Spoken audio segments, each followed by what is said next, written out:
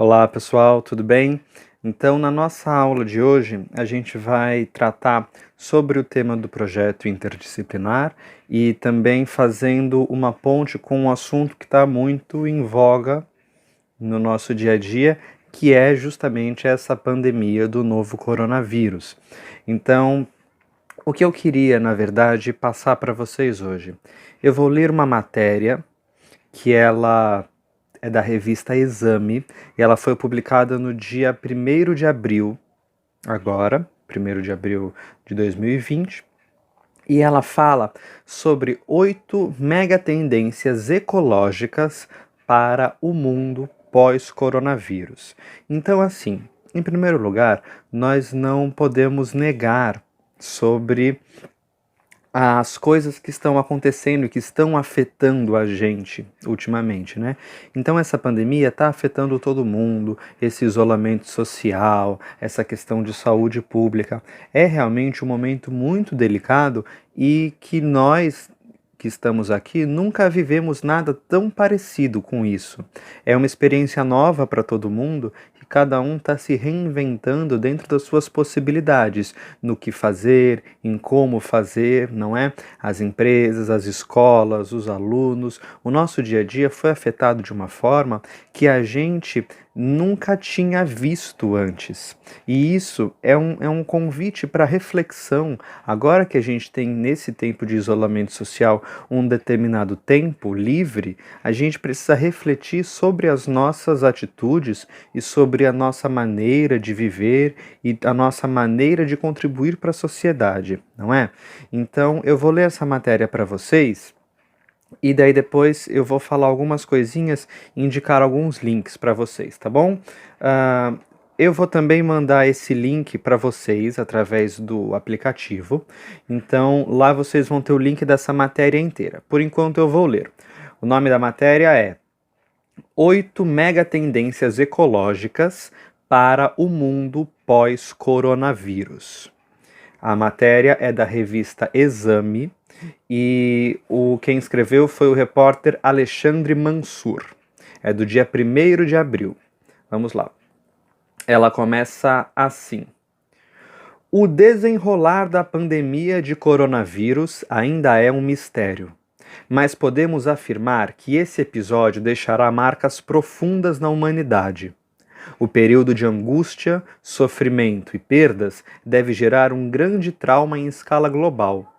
Toda a geração que passou por isso ficará marcada e sairemos dessa com novas visões de mundo.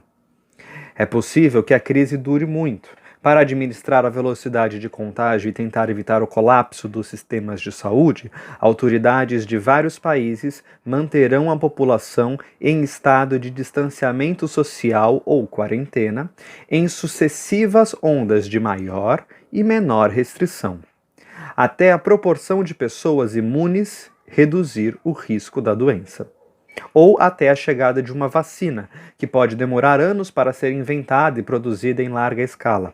Especialistas em epidemiologia começam a calcular que o período de exceção que vivemos pode se estender até o fim de 2022. É claro que isso são apenas previsões que podem ou não se concretizar dependendo do andamento das coisas. Continuando.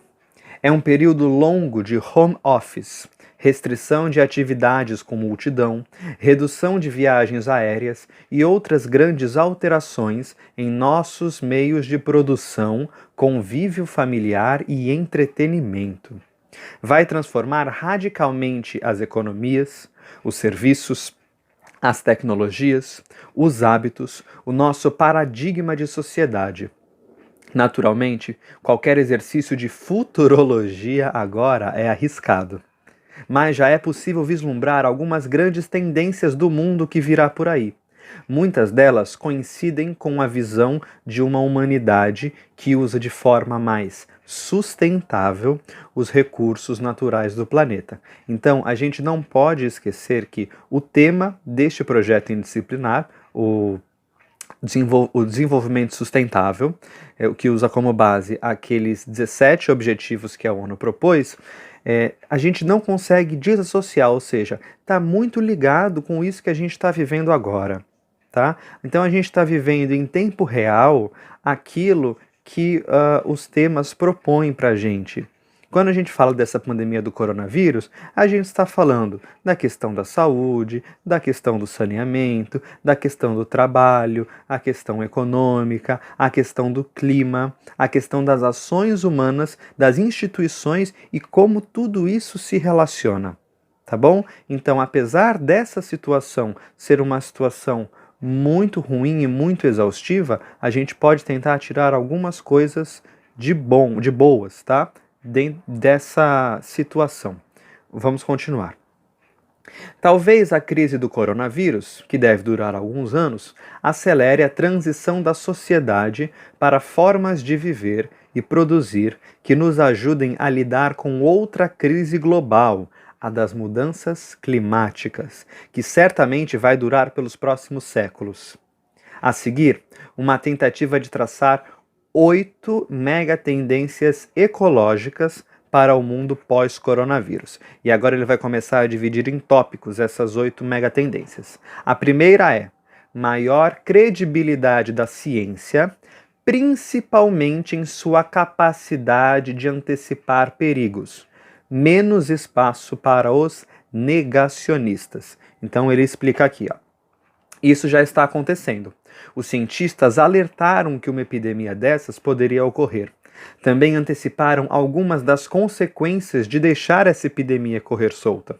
Os que tentaram negar as evidências e estimativas dos cientistas foram obrigados a voltar atrás, rapidamente derrotados pelos fatos. Os cientistas vêm alertando para outros riscos, como na área ambiental. É provável que a lição trágica de tentar negar o conhecimento e os alertas científicos seja aprendida por muitos líderes e por cidadãos comuns. Seria um grande ganho para todos, porque poderíamos parar de gastar energia tentando convencer um grande número de desinformados que o consenso científico não vem por acaso, e dedicar tempo e recursos preciosos para resolver os problemas ou reduzir os seus danos. Nós vimos as terríveis consequências daqueles que rejeitaram os avisos da pandemia. Não podemos mais arcar com as consequências da negação das mudanças climáticas, afirmou por tweet o ex-presidente americano Barack Obama no dia 31 de março. Então, nessa primeira mega tendência, ele está falando da importância da credibilidade dos cientistas, então do universo da ciência, da comunidade científica e, é claro, das instituições que representam esses cientistas. Então nós temos um daqueles tópicos, daqueles objetivos de desenvolvimento sustentável, nós temos um que é paz, justiça e instituições fortes. Então, as instituições fortes, que neste caso da pandemia estão sendo muito úteis para a gente, nós podemos citar, por exemplo, a Organização Mundial da Saúde. A Organização Mundial da Saúde é um exemplo de instituição forte que ela tem a sua estrutura voltada para enfrentar problemas justamente como esse. Então, todas as orientações que nós estamos seguindo são orientações da Organização Mundial da Saúde. Ela é repleta desses cientistas que dedicam a sua vida a estudar esse tipo de caso e esse tipo de tema. Então, os especialistas nesse caso estão ajudando a pessoas como eu, como vocês, como qualquer pessoa que não tem uma formação específica nessa área, eles estão ajudando a gente a sobreviver a tudo isso e a continuar com as nossas vidas da melhor maneira possível, tá? A segunda mega tendência que ele coloca aqui é valorização das coisas simples versus o consumismo. E ele explica: estamos passando por momentos de grande angústia e incerteza. Estamos lutando por nossas vidas e pela vida das pessoas que amamos. Estamos sacrificando nosso conforto, ficando em casa, e boa parte de nossas riquezas optando por medidas com impacto econômico para isso. Estamos todos fazendo a escolha de valorizar a vida antes de qualquer opção financeira. Mesmo assim, haverá sofrimento. Depois disso, viveremos dias difíceis e longos de empobrecimento generalizado, dificuldades materiais, mas será possível saber que superamos um desafio gigante. Essa experiência forte já está levando algumas pessoas a valorizar as relações humanas, a família, pequenos prazeres, objetos do dia a dia, aquilo que temos em casa. Para suportar a angústia e a incerteza, as pessoas estão buscando engrandecimento espiritual, pensando mais em aproveitar o presente. Haverá um resgate de estilos de vida simples, mais focados nas relações humanas, na saúde e na felicidade, e menos na acumulação de bens tidos como supérfluos, tá? Então aí ele está falando sobre como esse novo sistema de vida agora está fazendo a gente optar por outras escolhas, por outras coisas para fazer que sejam de uma certa forma mais simples, que signifique aproveitar o momento com aquelas pessoas que estão próximas da gente, no nosso dia a dia, de fazer as coisas de uma maneira mais simples e com menos consumo. Então, como nós não estamos saindo, então a gente não está comprando tanto, a gente não está projetando nesses materiais, nesses objetos de consumo, a nossa felicidade. Então a felicidade que nós estamos buscando agora, ela está relacionada a quem está com a gente do nosso lado, com quem nós estamos conversando, as experiências que nós estamos passando agora e como que está sendo o nosso relacionamento através disso. A terceira mega tendência que a revista Exame aponta é a expansão das atividades humanas que dispensam o deslocamento físico. Quando o longo período de distanciamento social passar, voltaremos a nos encontrar, a viajar, a participar de eventos com multidões. Mas a conquista dos meios de comunicação remotos veio para ficar. Durante os longos meses de contenção da epidemia, desenvolveremos formas eficazes de trabalhar, fazer compras, falar com os amigos, tudo à distância. Descobriremos que muitas viagens de carro e de avião são desnecessárias mesmo. Empresas, negócios e trabalhadores vão se ajustar para trabalhar em casa. Durante a retomada, com a economia retraída, será mais difícil encontrar posições de trabalho estáveis e mais gente permanecerá em casa, com tarefas esporádicas remuneradas. Isso tudo trará um ganho de redução de trânsito, queimaremos menos combustível à toa, perderemos menos tempo no congestionamento e deixaremos o ar das cidades mais limpo. Nessa, ele está falando sobre o impacto que a gente gera normalmente com relação ao trânsito, à queima de combustíveis fósseis. Nós temos relatos de notícias espalhadas mundo afora de cidades que estão com menos poluição no ar, de montanhas, especialmente na Ásia, China e Japão, que não se via de muita distância por conta da fumaça, da poluição, e agora com as pessoas em casa não tem mais essa fumaça e as montanhas voltam a ser vistas. Ou então, por exemplo, a água da cidade de Veneza, os canais que ocupam a cidade toda, a água voltou a ser mais cristalina e não turva. Né? Porque quando os seres humanos viviam as suas vidas normais lá, e também os navios atracavam, então movimentava aquele lodo que ficava embaixo, ou então a própria poluição, e agora com as pessoas em casa, sem esses navios, sem a poluição, a água da cidade de Veneza volta a ser novamente cristalina, os canais ficam lindos. Então ele está dizendo aqui que quando acabar essa epidemia e acabar esse isolamento social, nós vamos ter descoberto novas formas de fazer as coisas que a gente já vem fazendo, como conversar, como trabalhar, mas de uma maneira que talvez o deslocamento e a poluição por conta desse deslocamento seja menor. O próximo tema, próxima mega tendência número 4, é o aumento da solidariedade. E fala assim: a epidemia ameaça a todos. Controlar a velocidade de contágio não depende só de uma pessoa ou uma família. É um esforço coletivo. Toda pessoa que respeita o espaço do outro na fila do supermercado está ajudando. Quem deixa de sair de casa ou toma cuidado com a distância no outro na rua.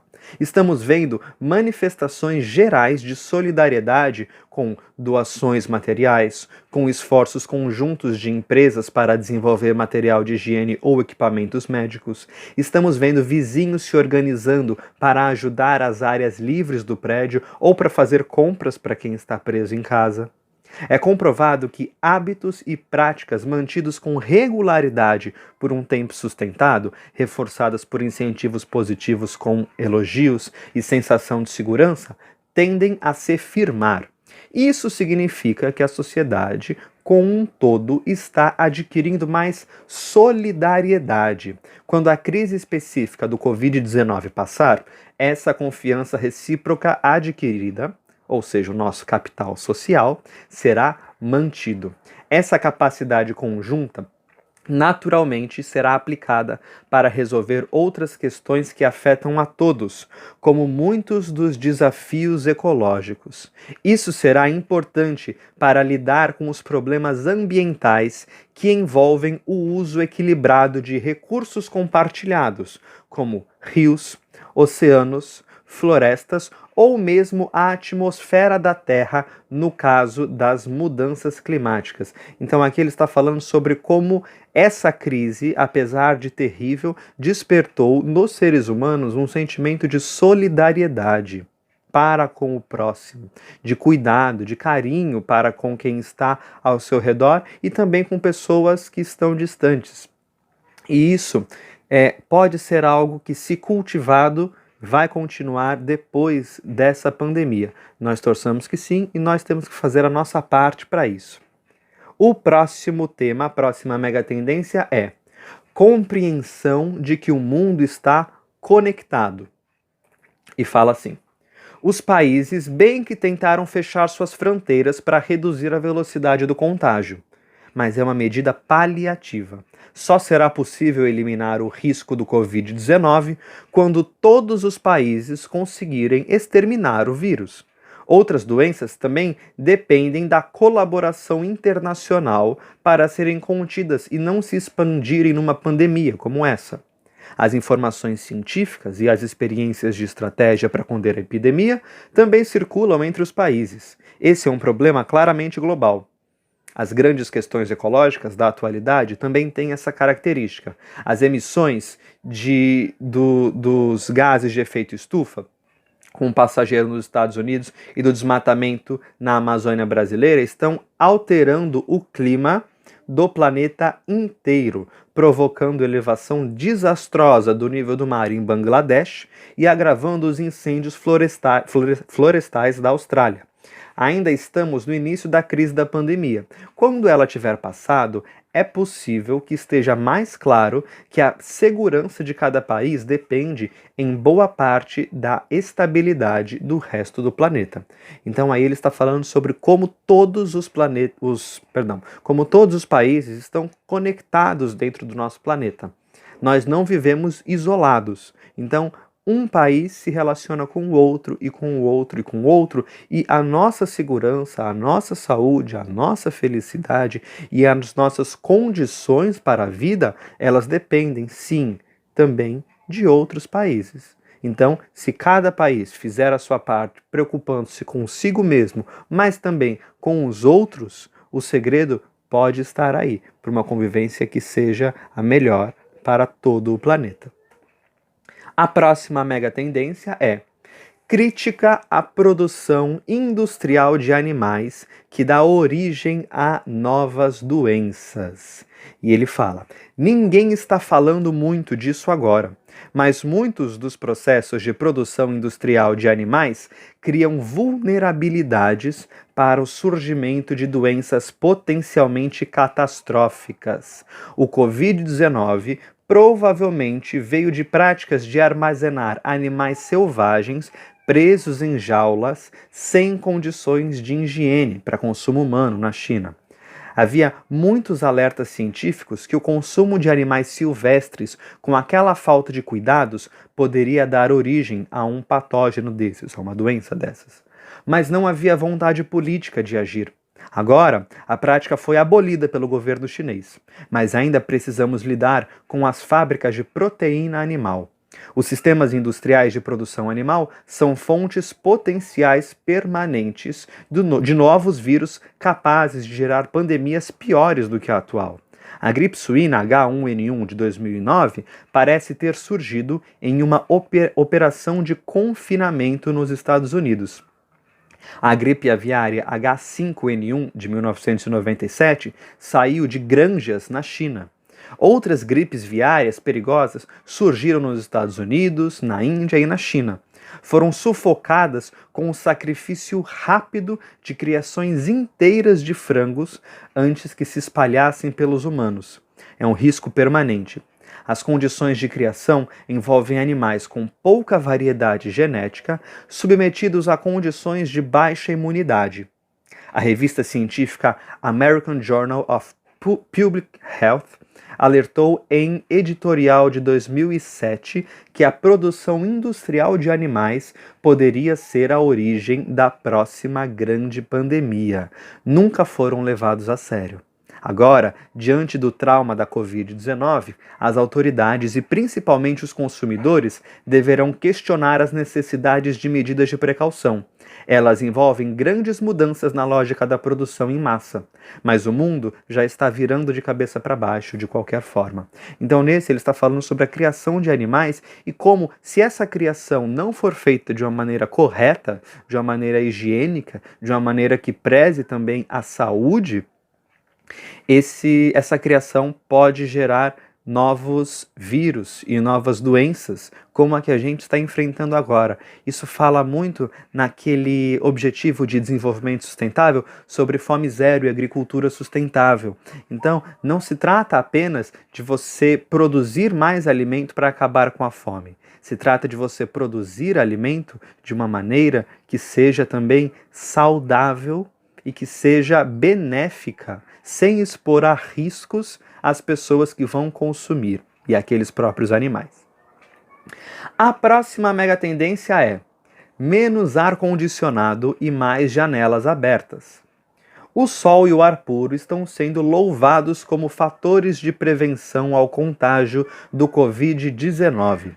Estamos sendo orientados a desligar o ar-condicionado nas residências e áreas comerciais, abrir as janelas e deixar o ar de fora entrar. A mesma orientação vale para quem circula de carro. Desligue o ar e abra as janelas. O uso excessivo de ar-condicionado, com seus filtros de pólen nem sempre impecavelmente limpos, está associado a doenças respiratórias e alérgicas. É claro que o ar-condicionado oferece conforto nos dias mais quentes. Ele será necessário para as cidades cada vez mais quentes com as mudanças climáticas. Mas os meses de confinamento e cuidados com o ar viciado dos ambientes fechados provavelmente trarão a valorização de projetos arquitetônicos que aproveitam a circulação natural de ar, renovando o ambiente com o frescor de fora. Isso será bom não só para a nossa saúde. A redução no uso do ar-condicionado também diminuirá o consumo de energia e o vazamento para a atmosfera de gases refrigeradores com alto potencial de efeito estufa. Em outras palavras, respiraremos melhor. E então, agora, a nossa última mega tendência, que a revista Exame propõe, é valorização das áreas naturais. Semanas ou meses de confinamento dentro dos apartamentos, olhando para a paisagem urbana da janela, enfrentando angústias e perdas. As pessoas já estão manifestando o desejo de maior contato com a natureza. As famílias que podem estão escolhendo passar o período de quarentena em casas de campo ou em casas no litoral, em contato com a natureza. Passeios em áreas naturais ou perto dos cenários como montanhas, lagos ou praias reduzem o estresse no período de distanciamento social. Os ambientes naturais sabidamente oferecem sensação de paz nos momentos difíceis. Observar o ciclo natural ou movimentos simples, como uma formiga subindo uma árvore, ajuda a oferecer conforto para quem perdeu uma pessoa querida. O ar puro e a paisagem natural têm efeito reconhecido para a saúde mental, para recompor a imunidade.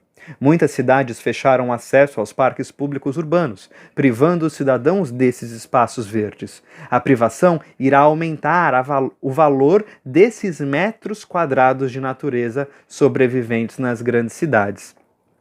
É claro que isso não compensa o imenso sofrimento humano que estamos vivendo e vamos viver. Também seria ingenuidade pensar que todas as lições dessa epidemia tornarão nossas sociedades mais saudáveis. Mas a resiliência das famílias, das comunidades e dos países reside em sua capacidade para aprender com a dor e buscar mais sustentabilidade. Com sorte, a humanidade sairá um pouco mais sábia desse episódio. Então, nesse último, a gente está convivendo bem com ele aqui. Com o fechamento da orla da praia, nós estamos sentindo muita falta da praia. Eu não sei vocês, mas eu com certeza. Às vezes, nós não dávamos o devido valor a essas áreas de contato com a natureza, à praia, aos parques, às árvores, aos espaços verdes dentro da nossa cidade. E agora, com essa interdição necessária para que não haja aglomeração, nós estamos sentindo a falta e dando o devido valor a isso, tá? Então esses foram as 8 megatendências que a revista Exame acredita que vão acontecer nesse mundo depois dessa pandemia de coronavírus. Depois que ela acabar, essas megatendências que já estão surgindo vão continuar e vão aumentar ainda mais se nós conseguirmos aprender uma valiosa lição com essa pandemia com relação ao nosso desenvolvimento sustentável, tá? Então, gente, eu vou deixar esse link dessa matéria lá no aplicativo e também vou mandar um link para vocês de um documentário para assistirem durante a semana, que vai se chamar Terra, Existe um Futuro? É um documentário que já tem alguns anos, eu não lembro agora o ano exato, mas é de 2000 e pouquinho, onde ele fala sobre as crises, a crise climática que a Terra anda vivendo já há algum tempo. E ele também não apenas apresenta os problemas, mas ele também mostra casos que estão conseguindo encontrar soluções para esses problemas, soluções para a energia, soluções para a agricultura e assim dar exemplos de como a gente consegue encontrar esse tipo de coisa. Tá bom? Então, assistam esse documentário durante a semana. Por enquanto, não vai ter nenhuma atividade sobre esse documentário, por enquanto, tá? Eu sei que vocês estão com bastante coisa para fazer aí, então eu vou segurar, não vai ter atividade sobre esse documentário, mas eu gostaria muito que vocês assistissem esse documentário e refletissem sobre o nosso papel dentro desse desenvolvimento sustentável, porque nós estamos vivendo uma crise que está mostrando que esse problema da falta de sustentabilidade não é um problema que está longe, não é um problema que outras pessoas têm que lidar, não é um problema que está distante da gente, é um problema nosso que a gente tem que lidar, cada um, cada cidadão, dos nossos costumes, nas nossas práticas, nas nossas escolhas e nas bandeiras que a gente levanta, sendo o exemplo para um mundo melhor. Tá bom? Então, eu vou deixar os links dessa matéria e do documentário para vocês assistirem e uma boa semana para vocês. Tchau, tchau.